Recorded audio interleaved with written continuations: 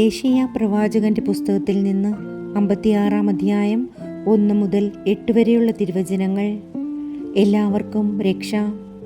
കർത്താവ് അരുൾ ചെയ്യുന്നു, ന്യായം പാലിക്കുക, നീതി പ്രവർത്തിക്കുക.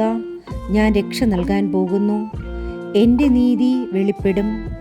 ഇവ പാലിക്കുന്നവൻ, ഇവ മുറുകെ പിടിക്കുന്ന മർത്യൻ, സാബത്ത് അശുദ്ധമാക്കാതെ ആചരിക്കുകയും തിന്മ പ്രവർത്തിക്കാതിരിക്കുകയും ചെയ്യുന്നവൻ അനുഗ്രഹീതൻ.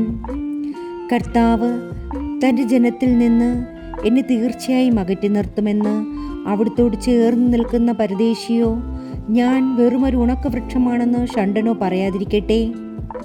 കർത്താവ് അരുളി ചെയ്യുന്നു, എൻ്റെ സാബത്ത് ആചരിക്കുകയും എൻ്റെ ഹിതം അനുവർത്തിക്കുകയും എൻ്റെ ഉടമ്പടിയോട് വിശ്വസ്തത പുലർത്തുകയും ചെയ്യുന്ന ഷണ്ടന്മാർക്ക് ഞാൻ എൻ്റെ ആലയത്തിൽ മതിലുകൾക്കുള്ളിൽ പുത്രൻ പുത്രിമാരേക്കാൾ ശ്രേഷ്ഠമായൊരു സ്മാരകവും നാമവും നൽകും.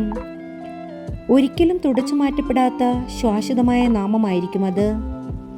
എന്നെ സേവിക്കാനും എൻ്റെ നാമത്തെ സ്നേഹിക്കാനും എൻ്റെ ദാസന്മാരായിരിക്കുവാനും എന്നോട് ചേർന്ന് നിൽക്കുകയും സാബത്ത് അശുദ്ധമാക്കാതെ ആചരിക്കുകയും എൻ്റെ ഉടമ്പടിയോട് വിശ്വസ്തത പുലർത്തുകയും ചെയ്യുന്ന പരദേശികളെയും ഞാൻ എൻ്റെ വിശുദ്ധഗിരിയിലേക്ക് കൊണ്ടുപോകും. എൻ്റെ പ്രാർത്ഥനാലയത്തിൽ അവർക്ക് സന്തോഷം നൽകും.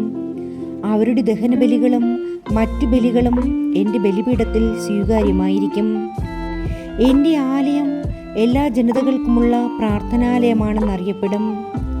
ഇസ്രായേലിൽ നിന്ന് പുറന്തള്ളപ്പെട്ടവരെ തിരികെ കൊണ്ടുവരുന്ന ദൈവമായ കർത്താവ് അരുൾ ചെയ്യുന്നു, ഇതുവരെ ശേഖരിച്ചത് കൂടാതെ ബാക്കിയുള്ളവരെയും ഞാൻ ശേഖരിക്കും. കർത്താവിൻ്റെ വചനം. ദൈവത്തിന് നന്ദി. ആമേൻ.